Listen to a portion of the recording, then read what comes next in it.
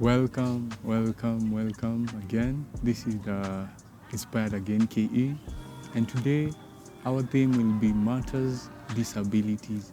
And we have our guest. Let him introduce himself. Thank you so much, Yes. Sam, brother. Yeah. My name is korir Nixon, Korir. We are talking about matters disability It's true. because we have a person to give us the real experience of matters disability, Sure. and this is me. Yeah, true. So it's Nixon Korir, a student in Kenyatta University, pursuing bachelor's degree in counseling psychology in the first year, and I'm humbled to be in this place. They say second to none, world-class university, second to none.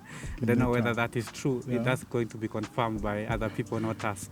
So basically, I'm here to discuss matters disability, Sure. and that would we will draw the attention of introducing myself fully. So like just as you can see from the cameras, Sure. I am visually impaired.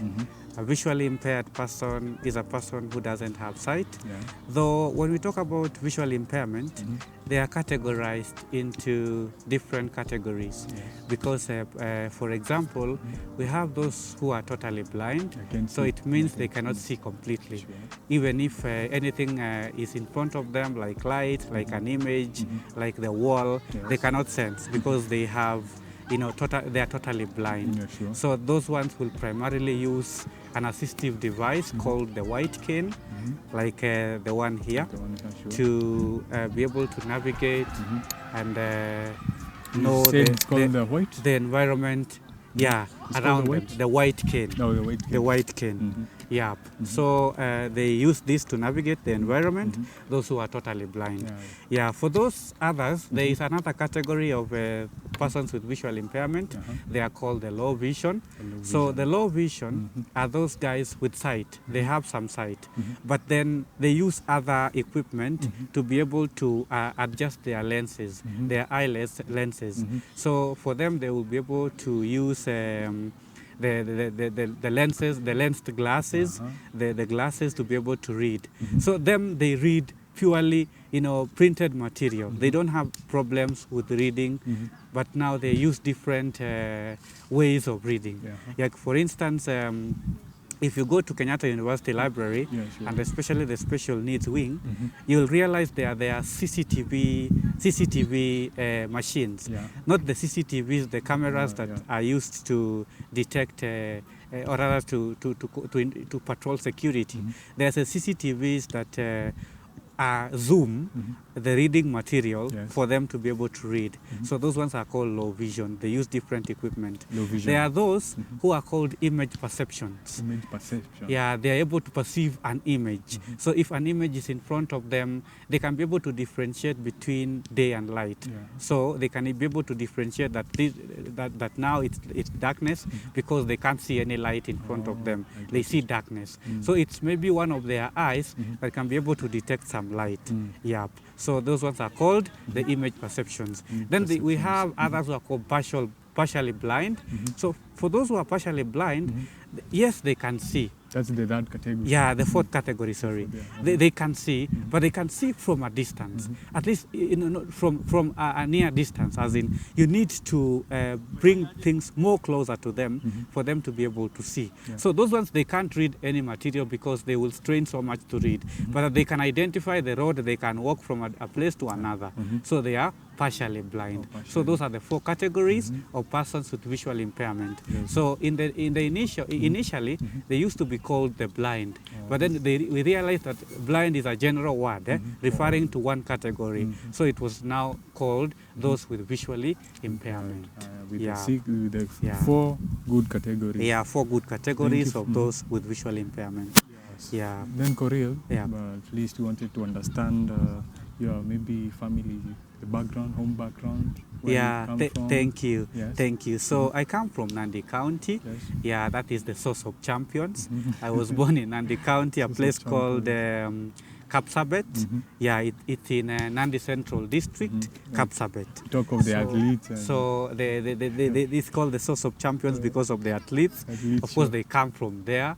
Yeah, Kipchoge. and they have the great Kipchoge and the rest. Yeah, Sure. though Kipchoge comes from Wasingishu, but there are those who come from Nandi, like Pamela Chelimo, Janet yes. Chepkosgei, and those ones. And you're proud of them. Yeah, and I'm proud of them, of course, because of the kind of fame they have been able to bring to the land of Kalenjins. So I come from there. Yes. I was born blind. I grew blind.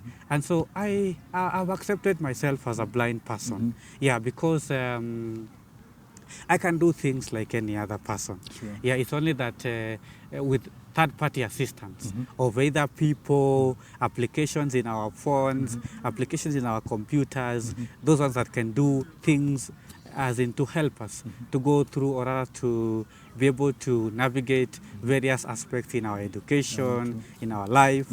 So that is how I was born.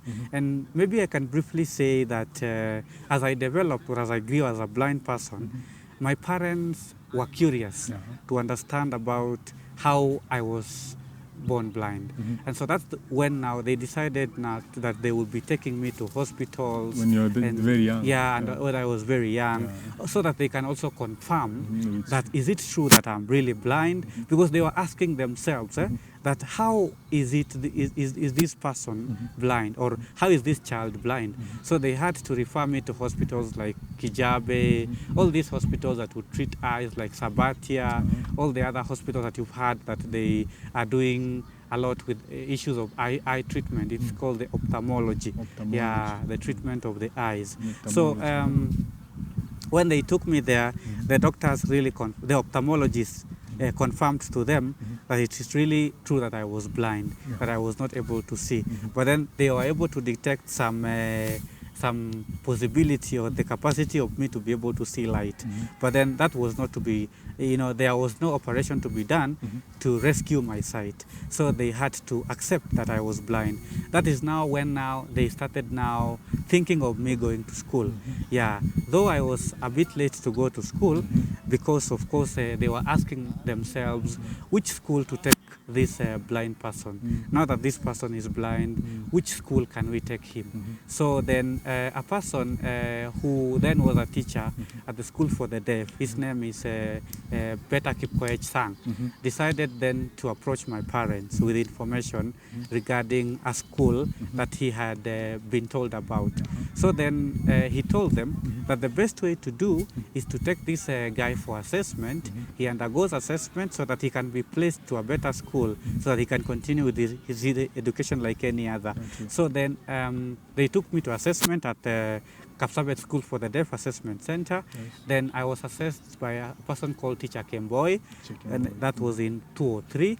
Then he placed me to a school in Kisumu. It's called Kibo School for the Blind.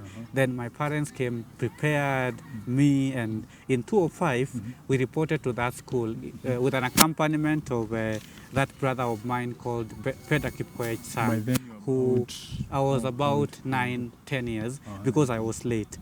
Because due to that, going through hospitals and trying to really try and see whether they can rescue my sight.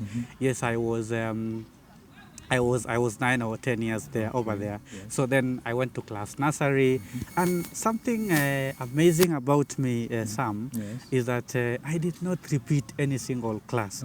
I went to nursery just 1 year. That was in 2005. Then from 2006 to 2013, I flew from class 1 to class 8, just like that. Yeah. Then I completed in 2013 in class 8. Then I went to Thika High School for the Blind for my high school course. I took my high school course at Thika High School for the Blind from 2014 to 2017. Then I completed my Form 4. I missed 1 point to join university, that is 45. And of course the minimum points then was 46. You remember the time that I've heard of it. Matiangi introduced this issue of C+ going to university for the overall mean grade. Yeah, it was initially B stand for the normal, or rather the typical developing peers. So that means, but that means you are very you're bright. Yeah, You said that you jumped a class. Like, yeah. I when went. was I it? flew. I flew From- just directly. Like, From? from as it. I'm saying, like I did not repeat any Yeah, single any class. single, yeah. I just went in a cycle like that, very fast, for very sure. fast, very fast. And I was number 1 to class 8. Imagine. Ah. I was index 1 even at my KCP level. Yeah, it's only that things changed in secondary school. Yes. Yeah, but now I was trying to explain you this concept. Now that I missed one point, so I had now to begin from a diploma Yes. with special needs at Kenyatta in Kenyatta University here. So I took that diploma from 2018 to 2021 last year when I graduated in July. So then before I 4 years. decided to, it was 3 years 3 years, because yes, of the yes. COVID-19 I that came get by it, I get it. 2020. I was to complete in 2020, but of course the COVID-19 came, and now the length of the studies had to increase by 1 year. So I completed in 2021 and graduated, and I think from there I had a passion to continue with a degree program, and that's why I'm here today. But then before I think I'm a risk taker, Sam. I'm a sanguine risk taker. Yeah, just I decided to take a risk. I said, now that politics was there, I decided then let me venture into this field of politics, because you know me, I'm interested in serving the humanity, serving the man, serving the society. So then I thought, then let me see whether I can contest for an MCA seat. Then I registered with UDA. I contested. That's this latest. Yeah, this year, this latest this elections that elections. I have just been, I've just gone in August this year. Yes. So I contested, I tested the ground of politics. Yes. Yeah, now I have the national political experience. Yes, I can speak about it. Yeah, it never went that good because setting the ground for the first time, sometimes it's hard because of the issues, of course, around finances. true. You don't have money at some point. You think you need to campaign and to spoil people the way they say spoilers. Of course. I get your point. Yeah, the spending point is, money, a lot of money. Yeah, but then I went okay because many people today know me because of that. I think they love my passion, they love my vision because.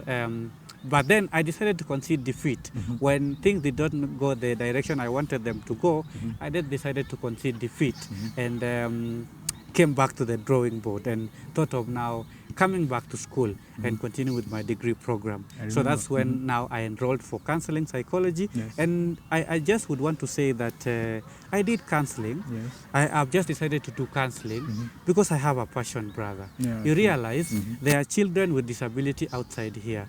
There are parents who are wondering where to take our children, Yeah, true. where to take my child. So first of all, they need to be counseled to move out of denial to acceptance. Remember, the moment they give birth to children with disability, they are in denial. Yeah. They're trying to ask themselves whether it is really them who have given birth to those people with disabilities. So then I decided to take counseling psychology because I had introduced, I had been introduced earlier to matters disability when in my diploma course. Then I said this degree course I will change a bit to focus myself with matters counseling psychology so that I can be able to counsel those parents with their children with disability so that they can be able to move out of denial to acceptance, to accept that despite of having children with disability, they can do the best like any other. Yeah, sure. It's only to take them to school. It's only to ensure that they are able to undergo assessment.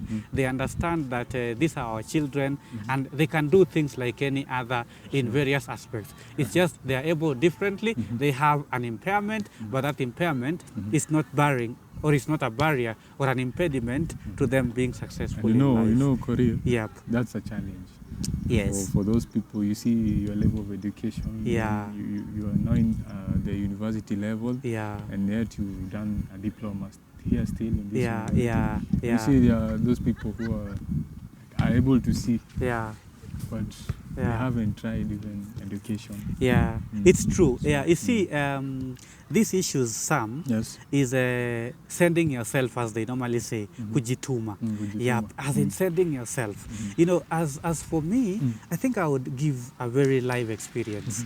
I have really struggled on matters education, because you see, my education is quite expensive. It's not like education of any other person. I need third-party applications. I need third-party technological devices that will help me to navigate through my education and my life. So I have to really struggle, even ahead of whatever my parents is providing, to ensure that I am able to sail through this process. Remember, the school fees paid by another, a normal person, or in quote we normally call them the typically developing or the mainstream, is not the same as the school fees that I pay. So like I have to struggle to meet my school fees just as I am today. So like for instance, when I was in high school, I used to struggle so much to pay my school fees. It was around 60,000 per year. You're paying by yourself? Yeah, at some point I would go to the bursaries, I would go to the county government to ask for them. Whatever my parents were providing was not enough. Also because of the fact that my father, by the way, had a challenge. He was sacked from the job he was doing in 2012 when I was in class 7. So that brought about a very difficult task for me to be able to work with my education. Yes. But I can say it's God, because despite in challenging moments like those, I was able to sail through my high school, I was able to sail through my diploma course, and there is me in my degree course, and I'm also very sure that I'm going to finish well, just as I have been able to begin well. So, and that's the challenge. Perhaps I may ask, how are you able to cope? How are you able to raise money to continue studying? One of the basic ways that I used was friends. You see, if you have good approach, Sam, you can be able to entice or rather convince that friend of yours to help you. You see, you approach them in a manner in which they are going to get it right. Yeah, you tell them, you try to motivate them with what you can do. Yeah, you see, these things is all about what is called self-imposed motivation or intrinsic motivation. The motivation that is not influenced by external factors, the one that is inside you. You are self-driven to do something. So when you are able to tell yourself that this is what I want to do, you're able to push yourself to doing that thing. So that's what really initially helped me to be able to raise money, because I was able to approach a CEC by then who was working in my county government, Nandi County, in the first reign of our governor from 2013 to 2017. So when I approached her, she understood me, and that's the person who really assisted me to pay school fees, and much that my parents would help me to raise some little amount, but then the huge amount came from them. And that's what I have even been doing in my diploma course, and for my degree course I have been able to do that also, but though with support of other friends, other well-wishers who would really want me to succeed like any other. So the challenging moment that I would just give to those persons who are typically developing, those persons who think that they have the most, challenging moment, is to ensure that let them understand that this is a life full of challenges. Life is not a straight line. In this life you need to struggle for you to make a better, move in life. So just send yourself, understand that Abraham Lincoln, the 16th president of the United States of America, once said that things may come to those who wait, but good things left by those who hustle. Those who hustle, those who struggle to make ends meet, are not the rich, neither are they poor. It's just that they are struggling. They are waking up very early in the morning, they go, they toil, they moil, they go to the field, they look for something, they come on board in the evening with that thing that they have been able to look for. So that statement simply reminds us to always be hardworking in whatever thing that we do, because good things are only left by those who hustle, those who work for their ends meet, those who work for various aspects of life. And that is what, at the end of the day, you will be proud of what you do. In fact, if you can you can attest. There are those who really wait to be given, don't go far, because they are not able to learn that they say, teach someone to fish, don't give him fish, because you will give me fish today, Sam, tomorrow you will give me fish, next time you will be tired because you are a human being. So at some point you need to teach me the concept of doing a particular thing for me to succeed, and that is it. Yeah, I can see we are going on well. Yeah. And when you started, you talked of the way you said you went to school, maybe 9 years old, 10 years old. Yeah.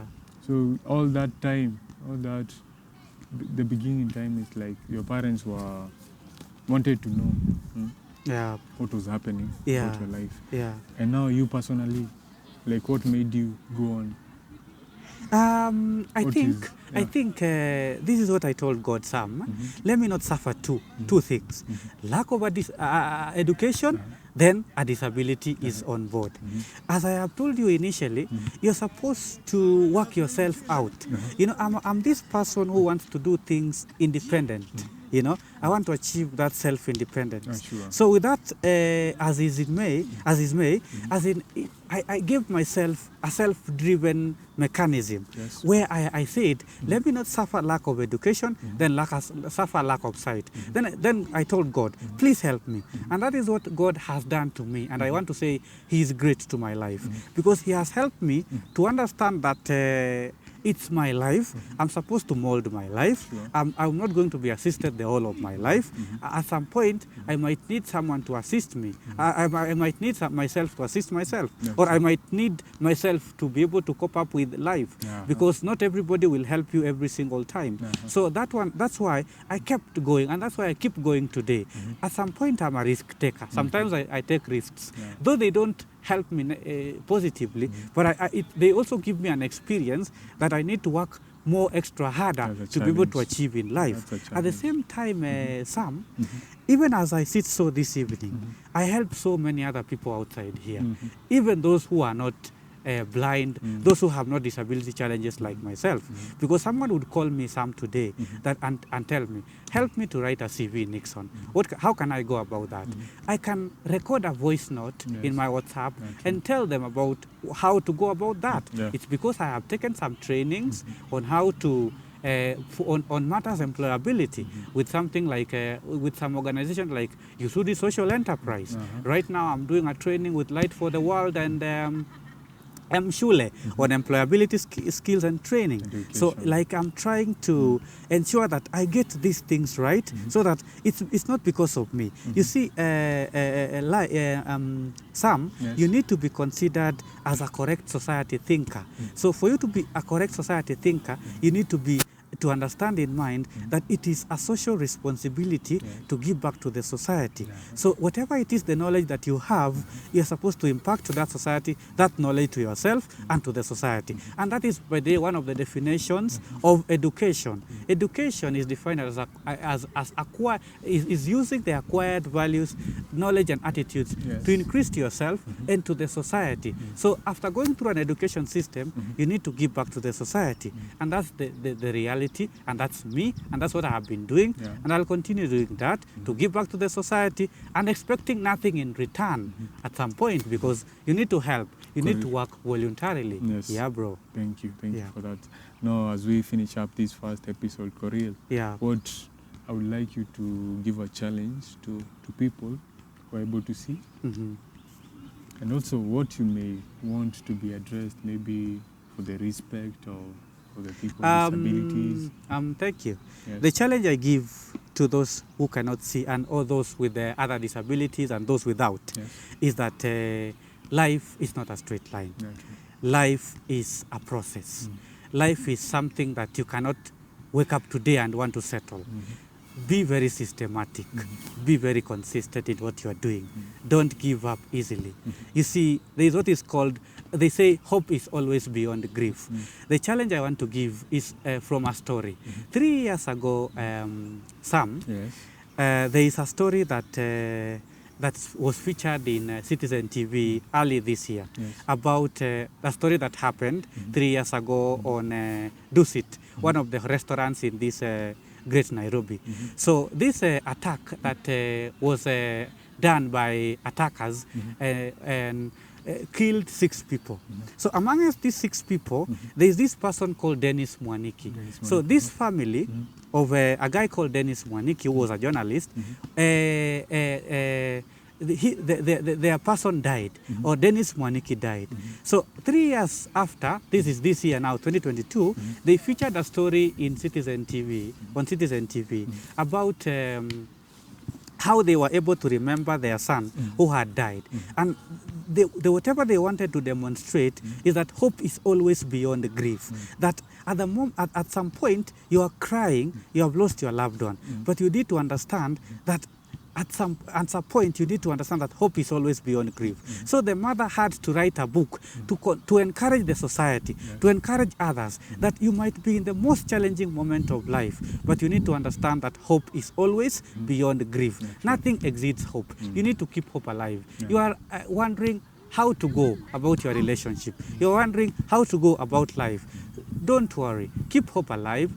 Be assured that God's grace is always sufficient, and once grow and efficient also. And once God has decided it's your time, it's going to be your time, and it's going to bless you. The challenge that I want, the thing that I want to be addressed in life, in future, is that for the respect of persons with disabilities across, please ensure that you interact with them. They are not animals. They are people like any other. In fact, they can form relationships like any other. Don't be scared of them.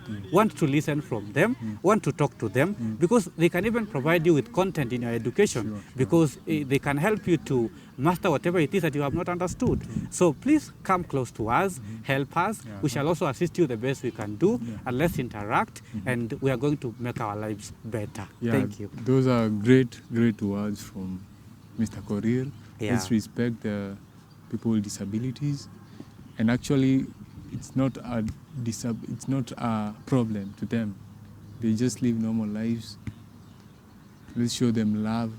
Let's show them respect and cooperate and socialize with them. Yeah, just like any other, just socialize with us. We'll socialize with you. Where nature does not allow, we can just say it, okay? Where nature allows, we'll work together in this journey.